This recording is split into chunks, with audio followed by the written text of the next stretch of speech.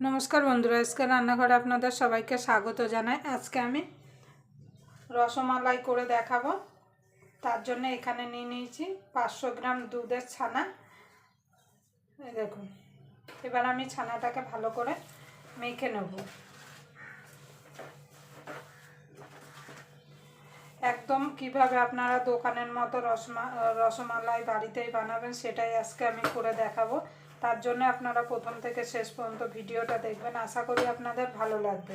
যদি রসমালাই রেসিপি আপনাদের ভালো লাগে তাহলে অবশ্যই একটা লাইক করবেন আর চ্যানেলটা সাবস্ক্রাইবার করে আমার পাশেই থাকবেন, আর পাশের বেল আইকনটি অবশ্যই বাজিয়ে দেবেন। আমি যখন কোনো নিত্য নতুন রেসিপি আপলোড করব সবার আগে আপনাদের কাছে পৌঁছে যাবে। তাহলে চলুন আমি ছানাটাকে ভালো করে মেখে নিই। এই যে হাতের এই তালু দিয়ে ছানাটাকে এইভাবে ঘষে ঘষে মাখতে হবে, তাহলে কিন্তু ভেতরে যেমন মিষ্টির দোকানে জালি জালি রসমালাই হয়, রসগোল্লা হয়, সেই রকম কিন্তু হবে। আমি একটুখানি এখানে মেখে নিয়েছি। এবার এখানে দিয়ে দেবো 1 চামচ ময়দা, 1 চামচ 1 চামচ ময়দা, 1 চামচ হচ্ছে অ্যারারুট আর হচ্ছে এলাচ গুঁড়ো। ময়দাটা বাইন্ডিংয়ের জন্য আর অ্যারারুটটা মানে প্লেন হবে।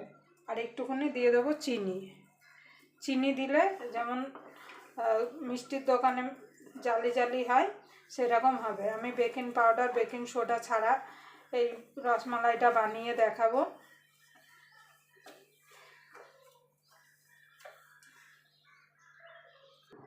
দেখুন বন্ধুরা, আমি ভালো করে মেখে নিয়েছি।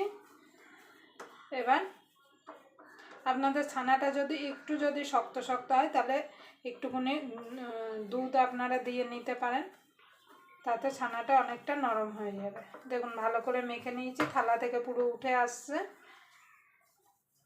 এবার আমি হাতটা ধুয়ে এসে বল পাকিয়ে নেব। আমি বলগুলো পাকিয়ে রাখার জন্য এই থালায় আমি তেল মাখিয়ে নিয়েছি, হাতে একটু তেল মেখে নিয়েছি। এবার আমি ছোট ছোট করে বলের আকারে রসমালাইর যে ছোট ছোট মতো যে বল হয় সেই রকম আমি আগে লেচিগুলো কেটে নেব।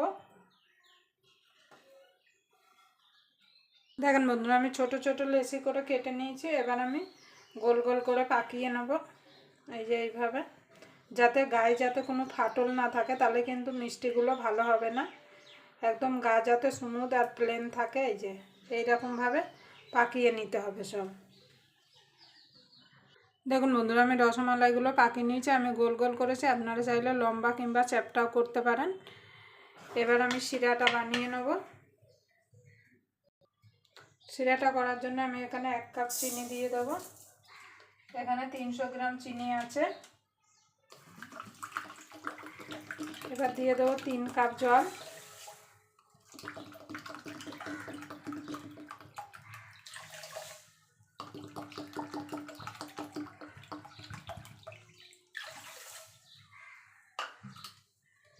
এবার গ্যাসটা ধরিয়ে দেবো।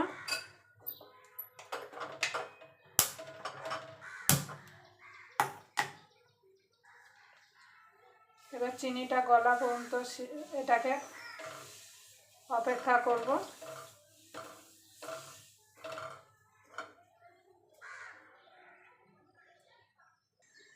দেখুন বন্ধুরা, এখানে চিনির রসটা ফুটে গেছে, আর এই যে রসমালাইগুলো আমি বানিয়ে রেখেছিলাম সেগুলো আমি ছেড়ে দেবো।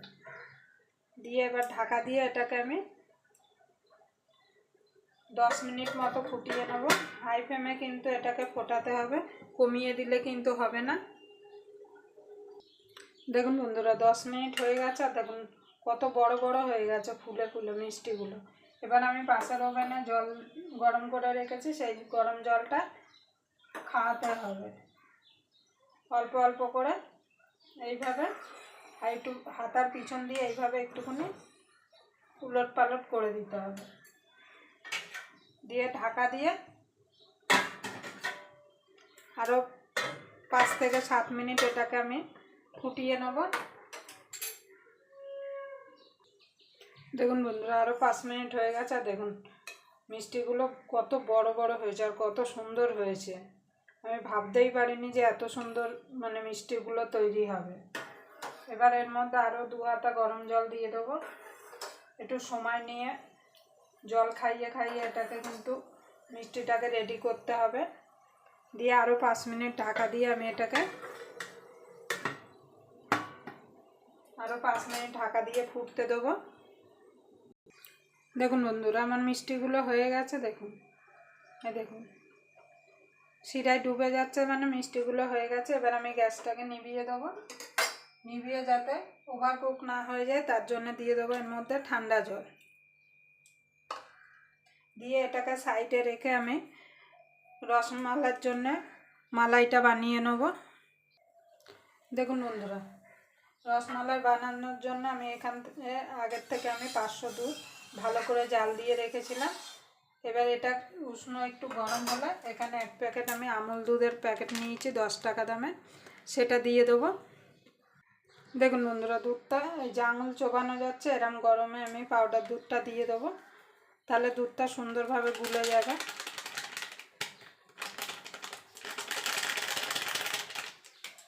এভাবে দিয়ে দুধটা আমি গুলে নেব। দেখুন বন্ধুরা, সুন্দরভাবে গুলে গেছে। এবার আমি এটাকে একটু ঘন করে নেব জাল দিয়ে।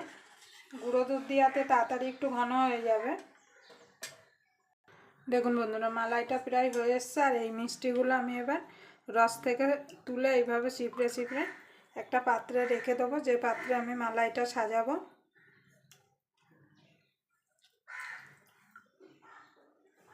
দেখুন চেপড়ানোর পরেও দেখুন, দেখুন জলে দিলে পুরো গোল হয়ে যাচ্ছে। দেখুন কত সুন্দর পঞ্চ আর কত সুন্দর মিষ্টিটা তৈরি হয়েছে। দেখুন বন্ধুরা, দুধটা কতটা কমে গেছে। এবার দিয়ে দেবো চিনি। এখানে আমি 4 চামচ চিনি দেবো। মিষ্টিটা আপনাদের স্বাদ মতো দেবেন। রসমালাই কিন্তু খুব মিষ্টি হয় না।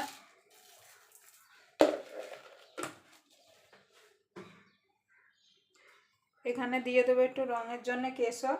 আপনারা চাইলে দিতেও পারেন, নাও পারেন। এটা সুন্দর একটা কালার দেবে আর সুন্দর একটা গন্ধ আসবে। এবার এটাকে আরও 5 মিনিট আমি ফুটিয়ে নেব।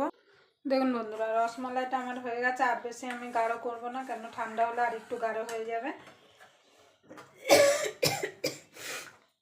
এই রসগোল্লার মধ্যে আমি ঢেলে দেবো।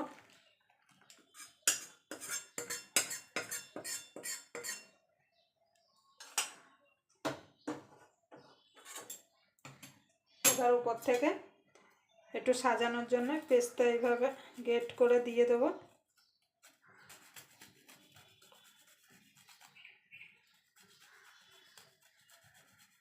আবার আপনাদের সঙ্গে কোনো নতুন রেসিপি নিয়ে দেখা হবে। ততক্ষণ পর্যন্ত আপনারা ভালো থাকবেন, সুস্থ থাকবেন।